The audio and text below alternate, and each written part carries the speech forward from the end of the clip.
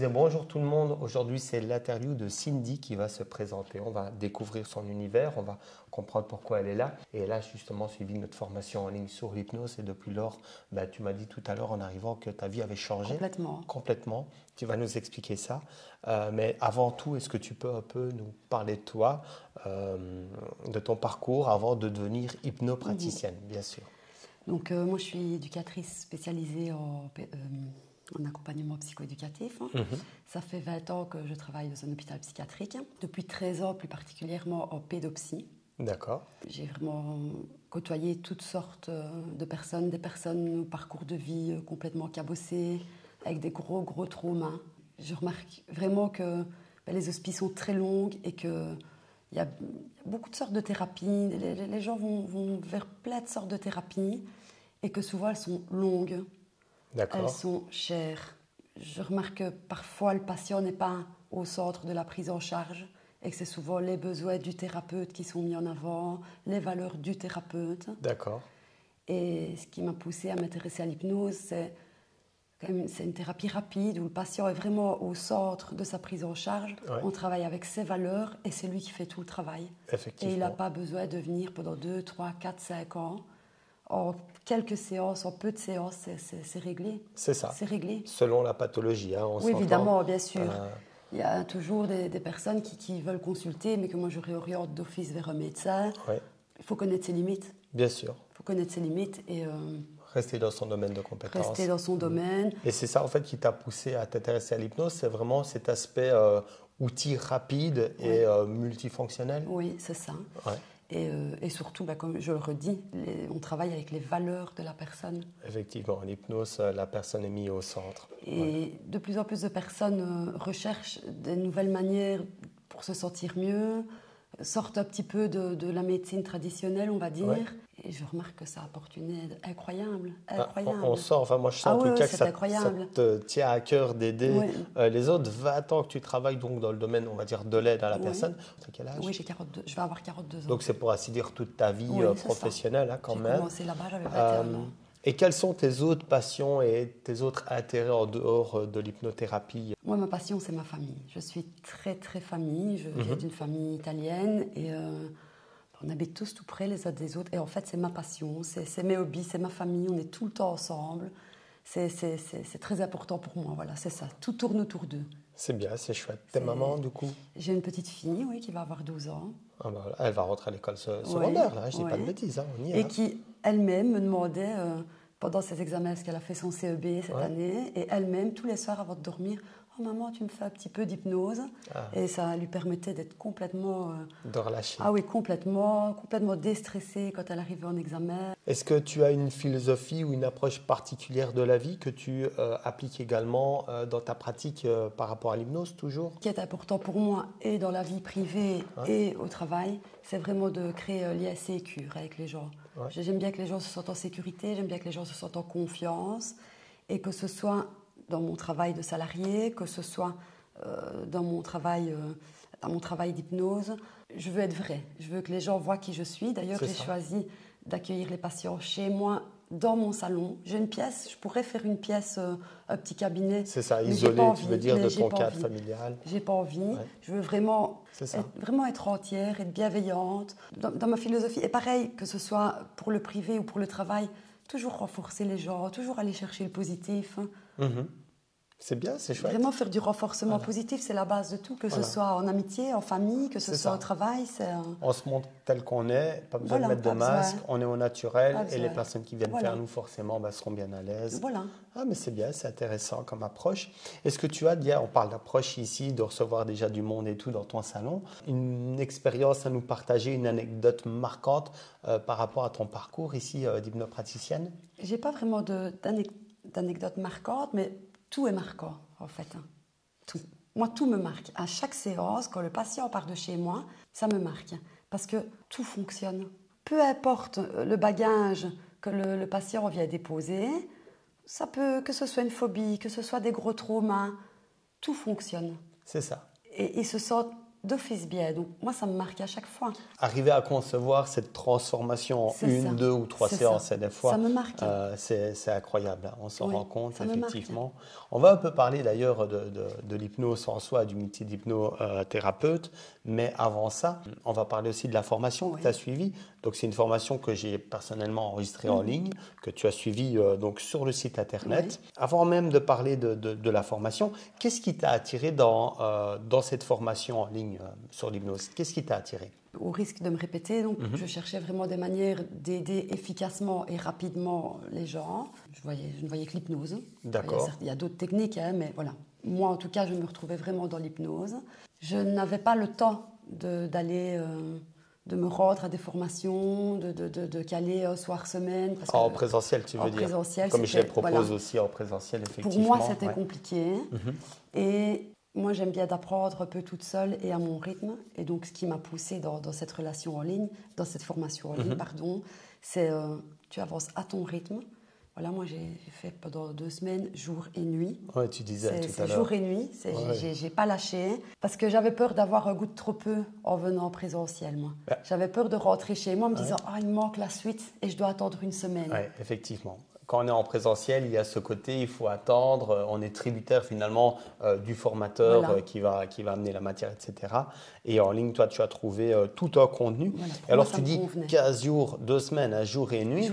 C'est une méchante promesse parce que apprendre un métier, parce que c'est un métier à l'hypnose, en 15 jours, ça peut faire pub mensongère, ça fait vendeur. On s'entend, moi je t'ai pas payé. Oui, on s'entend, non, pas du tout. Mais si, c'est réellement ce qui s'est passé. J'ai fait ça 2 semaines, jour et nuit. Il y a beaucoup de modules. Hein. Il y a énormément. Il y a une 120 vidéos, je ne sais plus combien il y en a en ligne. Et je l'ai trouvé super bien faite parce que, en fait, j'avais vraiment l'impression d'avoir un prof particulier, de t'avoir toi chez moi. C'est hyper bien fait. Au moment, les modules sont courts, donc ça se regarde facilement. C'est ça. Et si même, parfois j'avais des questions dans ma tête, en me disant, oh ben tiens, j'enverrai un message. Et en fait, tu réponds toi-même à la question pendant la vidéo. C'est un peu ma force, on va dire, avant de mettre des formations en ligne. J'en ai quand même quelques-unes en ligne. C'est qu'il ne faut pas oublier que moi, j'ai 15 ans de métier comme formateur en présentiel. Et donc, forcément, quand j'enregistre mes formations, les questions, je les connais. Les réponses, je suis amené à les donner chaque semaine quand je donne cours, chaque jour. Et donc, forcément, je suis habitué. Et j'anticipe dans mes vidéos, effectivement, les questions qui tombent. Toutes les questions, moi, je les note en présentiel. J'amène les réponses pour avoir la formation la plus fournie qui soit. Mais j'entends qu'elle t'a plu. Elle était donc adaptée à tes attentes, mais à ton niveau, parce que toi, tu étais... néophyte, on peut le dire. Tu t'y connaissais rien. Oui, c'était adapté à mes attentes parce que j'ai eu quand même beaucoup de formations sur mes 20 ans en psychiatrie et j'ai l'impression que c'est comme un puzzle et tout se compile. En fait, j'ai l'impression que l'hypnose, c'était juste ce qui me manquait à toute mon expérience déjà professionnelle et à toutes les formations que j'ai déjà eues. C'est une pièce du puzzle que je suis venue ajouter. Un petit bonus, on va dire. Un petit bonus. Maintenant, je n'utilise pas l'hypnose à l'hôpital parce que ça ne fait pas partie de la prise en charge, ça ne fait pas partie du trajet de soins. L'hypnose, c'est vraiment complémentaire. Oui, tu restes, comme on l'a dit, dans tes fonctions, dans ton domaine de compétences. Bien sûr, c'est ça, dans les missions. Et ce que j'ai adoré aussi à la formation, c'est l'accès au groupe en ligne. En ligne. Un groupe privé sur Facebook, effectivement. Et c'est vraiment un lieu d'échange complètement différent de quand on fait nos études, quand on a 20 ans et qu'on est en graduat, où chacun garde ses feuilles pour soi et on ne peut pas poser de questions. C'est ça. Tout le monde partage tout. Ici, c'était l'envie aussi avec ce groupe Facebook en ligne qui est privé, effectivement, pour celles et ceux qui suivent la formation en ligne et en présentiel. Ce n'est pas obligatoire, puis tout le monde n'a pas Facebook, mais celles et ceux qui veulent aller rejoindre ce groupe peuvent. Effectivement, c'est un lieu d'échange. On va des fois me poser des questions en privé, ça a été ton cas, je pense, au début. Et je disais, écoute, je vais te répondre là, mais pose quand même la question sur le groupe et je vais y répondre là, c'est mieux, comme ça tout le monde bénéficie des réponses, c'est hyper important. Et je t'ai déjà vu poser quelques questions là et là. Et tu as des personnes comme, allez, je pense à Samuel, qui tout de suite, il est au taquet, il va répondre. Il y a Marie qui va répondre. Emeline, je vais en oublier plein, donc je vais pas tous les citer. Donato qui est assez réactif aussi. Ils sont pleins, on est plus d'une centaine. Et c'est vrai que ça permet du coup de trouver toutes les infos, même si moi je ne suis pas dispo, tu m'appelles, je ne suis pas dispo. Sur les 150, là, il y en a qui est dispo. Ouais. Donc ça, c'est pas mal. Et tout le monde partage tout. C'est vraiment un milieu de bienveillance. Il y a pas, les gens ne gardent pas les choses pour eux. Ah bah tiens, tu as un problème. Et dans le groupe, on se donne même des patients. Mais oui, voilà, oui, moi je dois aussi. gérer ça, mais je me la sens pas parce que la personne est trop proche de moi. Quelqu'un se sort. Et c'est génial. Franchement, il faut la faire. N'hésitez pas. Là, mais réellement. Elle fait de la publicité. N'écoutez pas. Mais ok, ça me touche. Merci. Ça me touche. Toujours par rapport à cette formation, quel aspect de la formation as-tu trouvé les plus bénéfiques ou impactants par rapport à l'apprentissage? Toutes les vidéos de mise en situation que tu as tournées en présentiel. Oui, il y en a quelques-unes. Beaucoup. J'avais vraiment l'impression d'y être. Donc j'ai eu toute ta théorie. J'ai eu la pratique, on va dire seul à seul. Et en plus de ça, on revoit la pratique, mais en classe. C'est ça. Et tous les audios aussi. Ça aide énormément parce que je les réécoute encore. Ah oui, c'est une source d'information intarissable, hein, on est d'accord. Donc la formation en ligne, beaucoup de vidéos, on me voit face à la caméra, hein, en mode webcam, on va dire ainsi, avec de la théorie, avec de la pratique aussi. Puis des fois, on voit, je suis avec des personnes qui se prêtent à la vidéo, à l'image, où on va faire une petite session là et là. Et effectivement, on a beaucoup de vidéos qui sont prises à travers plusieurs classes où on voit de la mise en pratique, des vraies questions, les vraies réponses. Et les audios dont tu parles, si j'ai bonne mémoire, parce que je les ai mises il y a longtemps en ligne, c'est des séances, des vraies séances que j'ai eues en cabinet privé, quand j'étais encore sur le Namurois, sur le Liégeois, où je demandais l'autorisation pour enregistrer les sessions.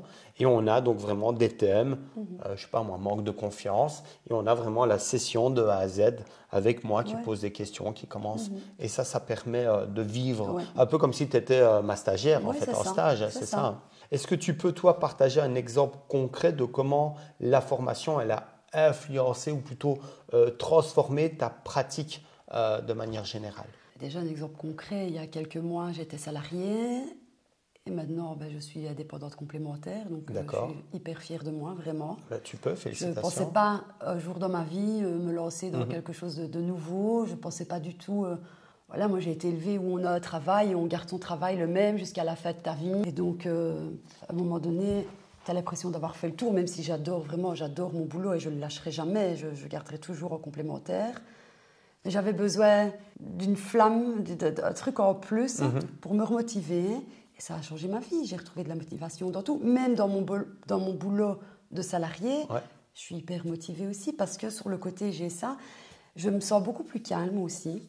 Ça m'aide vraiment pour plein de trucs. Il y a des moments avec les enfants, comme tout le monde, on a envie de s'énerver. Et puis, l'hypnose m'a calmée. La formation m'a calmée. J'ai découvert des parties de moi très calmes que je ne connaissais pas.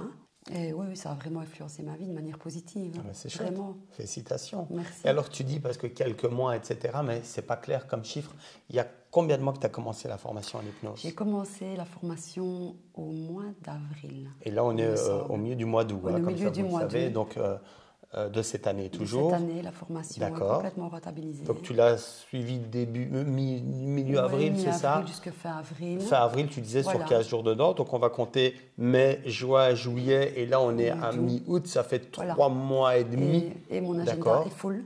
Quand tu dis il est full, attention, il faut que ce soit clair. Moi, j'aime bien quand c'est clair. Quand c'est clair. Full, ça veut dire quoi? Si on me sonne aujourd'hui, en comptant que là, j'arrête une semaine, du 15 au 22, je prends une semaine pour me ressourcer. Voilà. Mon prochain rendez-vous, il est fin septembre. Fin septembre, oui. Donc, tu as une marge d'un mois, de 5 semaines à peu près pour passer tes clients. Ça, c'est déjà énorme. Félicitations. Et j'aimerais bien donc te poser la question, parce qu'on avait préparé des petites questions, mais ce n'est pas dessus. Comment, toi, tu en es arrivé pour justement créer une patientèle, une clientèle aussi rapidement? Parce que 3 mois, est-ce que tu pourrais partager des petites astuces, des conseils avec celles et ceux qui nous regardent? C'est dur, c'est difficile. Première chose, je demande de ne pas perdre confiance en vous, vraiment. Gardez confiance, parce que c'est vrai que les jours où le téléphone ne sonne pas, on a envie de se dire « ouais, ça ne va pas marcher, je vais arrêter ». Qu'est-ce que j'ai fait? J'avais pas de réseaux sociaux. Moi, j'étais anti-réseaux sociaux. On en a parlé Voilà. d'ailleurs. J'en ai Je créé t'avais 2. conseillé à Ouais. l'époque d'ouvrir J'en ai créé 2. un compte Insta. Ouais.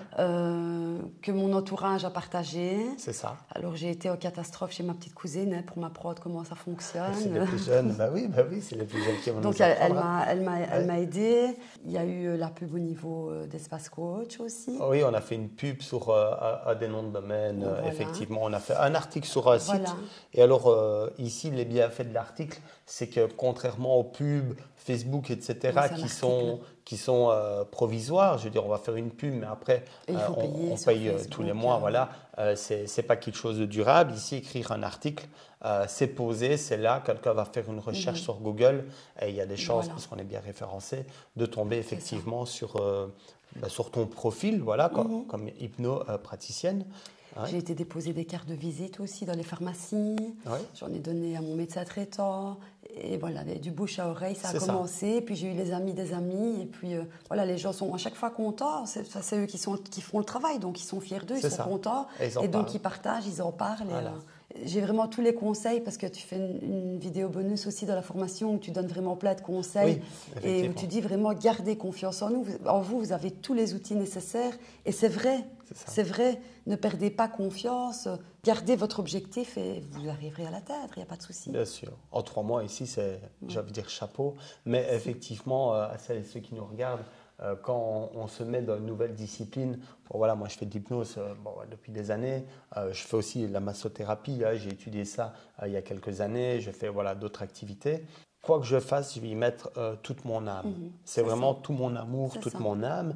Et ça se ressent. Et les personnes en face qui vont recevoir une formation ou un soin, quel qu'il soit, ils vont le vivre différemment. Hein. Il y a une saveur là derrière. Et aimer ce que vous faites. C'est ça. Aimer, quand ils repartent de chez moi, la plupart m'ont dit, mais on voit que tu aimes ce que tu fais. J'utilise le tutoiement. Enfin, je demande toujours d'abord, je mets à l'aise. Et dis toujours, mais on voit que tu aimes ce que tu fais. Et réellement, j'aime ce que je fais. Je suis convaincue que ça apporte des bénéfices, que ça résout plein de choses. Donc, oui, j'y mets tout, comme tu dis, j'y mets toute mon âme, j'y mets tout mon cœur et ça se ressent. Mais c'est chouette, c'est bien. Du coup, une question. Est-ce que toi, tu recommanderais cette formation à d'autres personnes qui sont intéressées par l'hypnose? Et si oui, pourquoi est-ce que tu la recommanderais? Quels sont les points forts finalement? Oui, bien sûr que je la recommande. Et les points forts, c'est ce que j'ai dit tout à l'heure, c'est pouvoir la faire, pour ceux qui veulent la faire en ligne, la faire avec le temps qu'il te faut. Tu peux la faire quand tu veux, tu peux revoir les vidéos, tu as tout et c'est à vie, tu as ça sur le site. Donc, elle est complète, il ne te manque rien après. Il ne te manque rien. Il faut, juste après la formation, puiser en vous et trouver le courage, trouver la force en vous de vous lancer parce que vous avez tout, n'attendez pas. Là, on est d'accord, c'est un conseil que je donne souvent, il faut passer à l'action, on a les directement, outils, bien sûr. Directement, les outils sont là, les outils sont bien dans notre tête, on vient de finir la formation, donc tout est là. La formation, vous pouvez la regarder à tout moment, il faut se lancer tout de suite, il ne faut pas attendre. Parce qu'au plus, vous allez attendre pour vous lancer, et au plus, vous allez créer un fossé, et au plus, vous allez perdre de vue vos objectifs. Lancez-vous, allez à l'intérieur de vous, puisez cette force, mais lancez-vous. Un bon conseil. J'ai un de mes amis d'ailleurs qui s'appelle Dario, un très bon ami. Il m'a dit une fois, tu sais John, entre l'ignorance et le savoir, il y a un fossé. Il est comme ça. Mais entre le savoir et l'action, il y a un fossé qui est encore plus grand. Et ce qu'il faut, c'est directement passer à l'action. Tout de suite. Et il a raison. L'idée, c'est vraiment de se dire, OK, j'ai les clés, je passe à l'action. Et la plupart du temps, on suit une formation, on va regarder, on va parler à des personnes qui vont nous donner des conseils, on va lire des très bons bouquins sur un sujet, quel qu'il soit, peu importe. Hein. Et on va hésiter à passer à l'action, on va se dire, mais il me faut encore plus de connaissances. Soyez sûr de vous, les connaissances, vous les avez, la formation, elle est complète. Soyez sûr de vous, il faut y aller. L'expérience, la connaissance, ça vient en passant à l'action. C'est le savoir qu'on va acquérir à travers une formation, mais l'expérience, la connaissance, même le savoir-faire vient grâce à une partie de la théorie, le savoir, mais l'action, le faire. Et n'hésitez pas à aller déranger les gens dans votre entourage parce qu'au bout à la fin de chaque module, il y a un passage à l'action. Oui, au début de la formation, effectivement. Où tu demandes d'essayer faites-le. Mais ça sert à ça. Faites-le, allez sonner chez vos voisins, dérangez votre famille, faites-le. C'est ça. Faites-le, et faites-le avec tout le monde. Et c'est pas grave si vous vous plantez. Bien sûr. Et vous vous planterez pas. Faites-le. Oui, et au bout de chaque module, il y a eu le module, il y a un module pour les régimes, le module pour les douleurs et tout ça. Et au bout de chaque module, je me disais, bon, dans mon entourage, qui aurait besoin de quoi? Elle serait peut-être intéressée. Et j'essayais, et ça fonctionnait à chaque fois. Fantastique. À chaque fois, j'allais trouver. Je demandais à ma maman de demander à ses copines. T'as pas des copines qui ont des douleurs et tout ça, qui ont envie d'essayer un truc nouveau? Et à chaque module, et j'ai essayé plein de gens. J'ai été les déranger. Je suis allée chez eux. Hein. Tu dis les déranger, mais finalement, ça leur apportait à bien mais faire. Au départ, voilà, c'est plus pour faire plaisir. Et puis au final, ces gens-là me téléphonent encore pour y retourner, pour d'autres choses, pour d'autres raisons. Alors que j'étais en pleine formation quand j'y allais. C'est ça. Donc, et ça a permis finalement de constituer une partie de ta clientèle actuelle. C'est ça. Il faut oser, lancez-vous. C'est ça. Est-ce que toi, tu pourrais expliquer, en quelques mots, en quoi consiste donc ce métier d'hypnopraticien pour celles et ceux qui ignorent ce que c'est ou qui ont en tête Mesmer sur scène? Oui, non, pas du tout. Bon, je l'explique certainement beaucoup moins bien que toi. Je vais l'expliquer très simplement. Comme tu le fais à un client. Comme je le fais à un client qui me téléphone et qui ne connaît pas bien l'hypnose. Donc, c'est pas Mesmer. Je dis toujours à mon client qu'il se rappellera de tout, qu'il ne va pas faire le chien, il ne va pas aboyer au milieu de mon salon. Ce n'est pas du tout le but, ce n'est pas du tout l'objectif. Je demande toujours pourquoi est-ce qu'il veut consulter. Et puis, je me prépare à la séance. Donc, quand le patient vient, je fais vraiment une grosse anamnèse. Je prends vraiment le temps parce que les clés de la réussite sont dans l'anamnèse. Bien sûr. Tout est là. Il vient avec des informations et c'est ces informations qui vont faire que le problème va se résoudre parce que le patient, quand il arrive, parce qu'il est vraiment focus sur son problème, je lui explique bien que c'est son moment à lui, qu'il est ici pour se décharger, qu'il me sort tout ce qui doit sortir et je fais une grosse anamnèse. Ensuite, on procède à l'adduction, à l'approfondissement et ensuite on travaille le protocole. C'est ça. La raison de pourquoi il est venu. J'explique toujours aux gens que l'hypnose, on va juste aller ouvrir une porte qui va passer de l'inconscient vers le conscient. En fait, la porte va s'ouvrir, il y a des choses qui vont se débloquer. Et que justement, la beauté de l'hypnose réside dans le fait qu'il n'y a pas de devoir à faire après, qu'il n'y a pas besoin de comprendre ce qui s'est passé, parce que de toute façon, la personne se souvient de tout. Bien sûr. Quand elle revient à un état d'éveil normal, voilà, il se passe des choses. Les choses sont en route. Les informations de l'inconscient vers le conscient se font naturellement. On n'a plus besoin d'y penser. Il n'y a plus besoin d'y penser. Parfois, des gens viennent avec une problématique et finalement, c'est autre chose qui se débloque et où ils te téléphonent le lendemain en disant « mais il y a eu ça, je t'en avais pas parlé, c'est débloqué. Pourquoi ?» Ne me demande pas pourquoi. C'est ton inconscient, il sait pourquoi. Il a passé des informations, il a débloqué. Il n'y a rien à faire. Juste laisser le travail se faire tout seul. Comme tu me disais avant qu'on allume la caméra, tu as eu un client qui est venu pour un manque de confiance et ça a travaillé sur autre chose et tu n'en avais pas fait part pendant la session. Quels sont, selon toi, les plus grands défis auxquels justement quelqu'un qui va commencer dans l'hypnose va être confronté aujourd'hui? Sachant que tu commences aussi, tu as 3 mois et demi de pratique. On me demande souvent donc, le prix et les gens demandent s'il y a une intervention mutuelle. Et donc ça, parfois, ça les bloque. D'accord. Ça, oui, c'est problématique parfois. C'est quoi, excuse-moi, je te coupe. Qu'est-ce qui est problématique? Le tarif, le coût de la session par rapport au bienfait ou plutôt le fait qu'il n'y ait pas de remboursement mutuel? Le fait qu'il n'y ait pas de remboursement mutuel. Certaines personnes qui touchent de la mutuelle et qui n'ont vraiment pas grand-chose, sachant que l'hypnose, c'est quand même au moins 2-3 séances de manière assez rapprochée. C'est ça, oui, effectivement. Dans leur tête, ils vont pas faire le calcul de « oui, mais c'est vrai que je vais aller dépenser en tout peut-être 150 € pour 3 séances. Après, j'ai arrêté de fumer, j'économise tous les mois. » C'est difficile pour certaines personnes de sortir parfois 3 semaines d'affilée, 50 € comme ça d'un coup. Et donc, le fait qu'il n'y a pas d'intervention mutuelle... Parce que toi, tu as 50 € de la séance d'hypnose. Une séance qui va durer combien de temps? Tu regardes l'heure ou pas? Comment ça se passe? La première séance dure souvent très longtemps. J'ai déjà eu des gens pendant bien 2 heures. Parce que je fais vraiment une très grosse anamnèse et j'ai déjà des anamnèses qui m'ont pris 1 heure. Ah ouais, c'est plus une séance, c'est une prise d'otage. Oui, voilà. D'accord. La deuxième séance, c'est souvent 45 minutes, 1 heure, voire 1h15. Mais en deuxième séance, c'est juste un petit débrief de qu'est-ce qui s'est passé entre la dernière séance et maintenant. C'est ça. Qu'est-ce qu'on réajuste, qu'est-ce que tu veux qu'on retravaille, sur quoi est-ce qu'on appuie. Puis je perçois aussi, moi, certains trucs qu'il faut continuer à travailler ou appuyer sur d'autres choses. Donc l'anamnèse, mais c'est surtout l'anamnèse qui me prend du temps, parfois prend du 30 minutes et 1 heure. Petit conseil, n'hésite pas à la faire même à travers des petits questionnaires que tu envoies en ligne par email. Comme ça, la personne peut la compléter, de la renvoyer peut-être 48 heures avant de venir te voir en rendez-vous. Et après, tu peux décortiquer à ton aise, l'imprimer. C'est toujours bien de voir avec ton client quand tu l'as en face de toi. Ça peut être peut-être une bonne technique. J'aime bien d'aller en profondeur. En profondeur. Moi, j'aime bien d'aller piquer un peu là où ça fait mal et d'aller soulever certains leviers. Il faut le faire. Voilà, il faut être curieux en hypnose. Par contre, 50 € la session, elle n'est pas chère, il faut aller la voir. Hein. Parce que moi, vous venez me voir, on est à 60 €, la demi-heure commencée. Hein. Donc, une séance de 2 heures, la personne repart avec 240 € en facturation, t'as vu. Donc, mais bon, voilà, je me permets de mettre des montants qui sont différents des tiens. Donc oui, effectivement, 50 €. En plus, tu as des résultats qui sont top. Il ne faut pas hésiter, hein. Là, on est bien d'accord. Quel type de problème ou de conditions peuvent être traitées efficacement avec l'hypnose, ou en tout cas, toi, où est-ce que tu es à l'aise également? Avec l'hypnose, pour ainsi dire, on peut traiter quasiment tout. Ça va tout ce qui est traitement mental. Ça va de la phobie à la confiance en soi, en passant par le stress, en passant par les addictions, par le sommeil, tout. Même l'organisation, l'aide pour les mémoires, pour la concentration. Là, moi, où je suis vraiment à l'aise, là où j'adore, c'est tout ce qui est trauma.